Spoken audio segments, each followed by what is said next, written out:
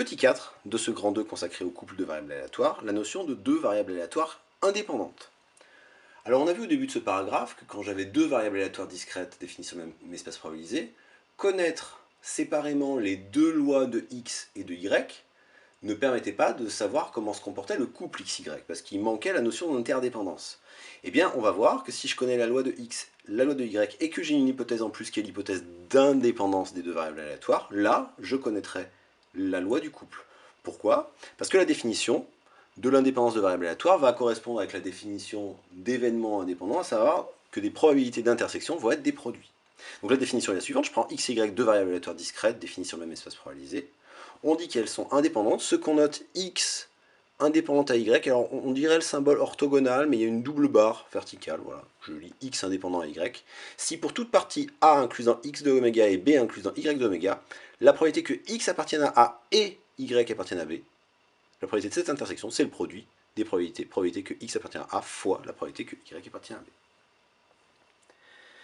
Alors, un exemple, c'est que dès qu'on a des variables aléatoires indépendantes, on peut faire certains calculs. Par exemple, si je suis sur le même espace probabilisé et que j'ai x et y, deux variables aléatoires qui suivent des lois géométriques de paramètres respectifs p et q, tous les deux dans 0, 1 ouvert, et que j'ai l'hypothèse que x et y sont indépendantes, eh bien on va s'intéresser à la loi de z qui vaut le minimum de x et y. Alors, déjà, comme x et y sont à valeur presque sûrement dans une étoile, z aussi, et je vais m'intéresser à la loi de z.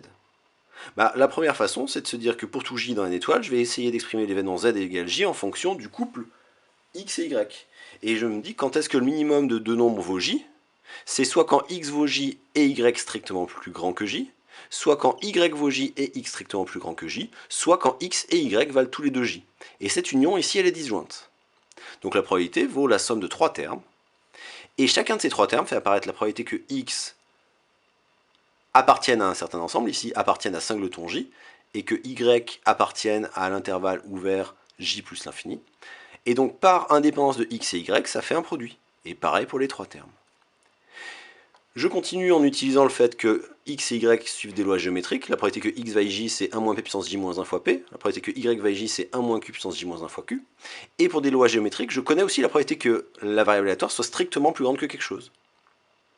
Ce qui me donne après calcul et factorisation 1 moins p fois 1 moins q puissance j moins 1, facteur de p fois 1 moins q, plus 1 moins p fois q, plus p fois q. Si je simplifie un petit peu, là j'ai un moins p fois q, plus p fois q, ça fait p plus q moins pq. Or, on remarque que ce qu'on a ici, c'est 1 moins ce qu'on a là, parce que 1 moins p plus q moins p fois q, ça fait 1 moins p moins q plus pq, ce qui fait 1 moins p fois 1 moins q. Et donc on est de la forme 1 moins p plus q moins pq, puissance j moins 1 fois p plus q moins pq. Autrement dit, z suit une loi géométrique de paraître p plus q moins pq. Une autre façon de voir la même chose, c'est de dire, et c'est quelque chose qu'on reverra en exercice, c'est que quand je m'intéresse au minimum, au maximum de variables aléatoires, plutôt que de m'intéresser à z égale quelque chose, je vais m'intéresser à l'événement z strictement plus grand que quelque chose. Pourquoi? Parce que le minimum de deux nombres est strictement plus grand que j, si et seulement si les deux nombres sont strictement plus grands que j, x et y. Et par indépendance de x et y, la probabilité de cette intersection, c'est le produit. Donc j'obtiens que la probabilité que z soit strictement plus grande que j, c'est 1 moins p puissance j fois 1 moins q puissance j, ce qui fait 1 moins p fois 1 moins q puissance j.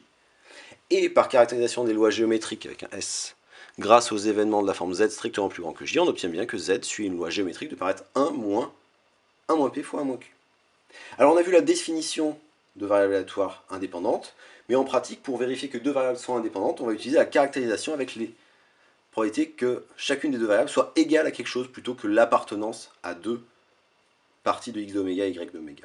C'est l'objet de cette proposition. Je prends x et y, deux variables aléatoires discrètes définies sur le même espace probabilisé. Alors elles sont indépendantes si et seulement si, quel que soit petit x et petit y respectivement, donc grand x d'oméga et grand y d'oméga, la probabilité que grand x égale x inter grand y égale y vaut la probabilité que grand x vaille x fois la probabilité que grand y vaille y. J'ai une équivalence logique à démontrer, je vais procéder par double implication.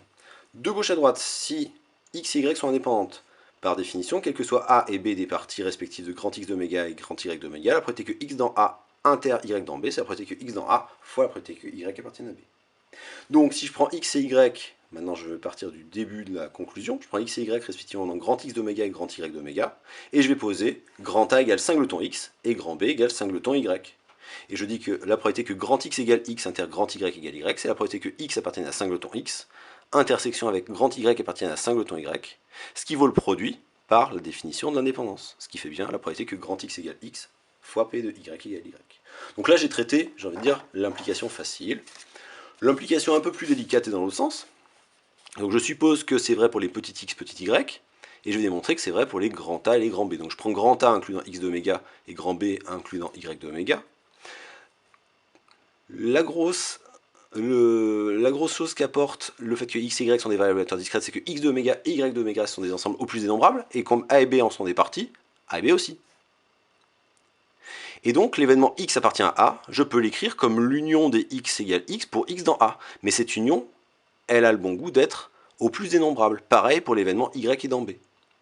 Et donc, l'événement x est dans A, inter y est dans B, je peux l'écrire comme l'union disjointe des x égale petit x, y égale petit y, pour petit x, y, appartenant à A croix B, qui est aussi une partie au plus dénombrable, par produit cartésien de parties au plus dénombrable.